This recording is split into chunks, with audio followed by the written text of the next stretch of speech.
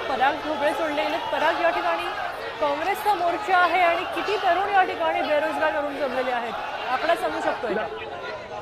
आकडा सांगता येणार नाही, मात्र मोठ्या संख्येनं आहे। पण विद्यार्थी जे आहे, खरं तर काँग्रेसची विद्यार्थी सेना आहे आणि आक्रमक झालेल्या आहे, जोरदार घोषणाबाजी करते आहे, जिंदाबादचे नारे ते लावते आहेत।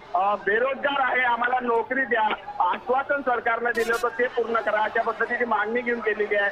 त्याचबरोबर विद्यापीठामध्ये कुठेतरी जे आहे अनेक वर्षांपासून विद्यार्थी संघटनेच्या ज्या निवडणुका होत होत्या त्या निवडणुका झालेल्या नाही, त्यामुळे नवीन तरुणांना जे आहे राजकारण देण्याची संधी जी आहे ती हुकते। अशा पद्धतीच्या वेगवेगळ्या मागण्या खरं तर विद्यार्थी सेना जी आहे काँग्रेसची एनएसयू आहे ती रस्त्यावर उतरलेली आहे आणि आक्रमकपणे जे आहे पोलिसांनी लावलेले बॅरिकेडिंग जे आहे त्याच्यावर चढून आपला निषेध नोंदवते आहे। मात्र पोलिसही त्या सगळ्यांना जे आहे आंदोलन ज्या ठिकाणी करण्याची परवानगी त्याच बाजूने ढकलण्याचा प्रयत्न करत आहे।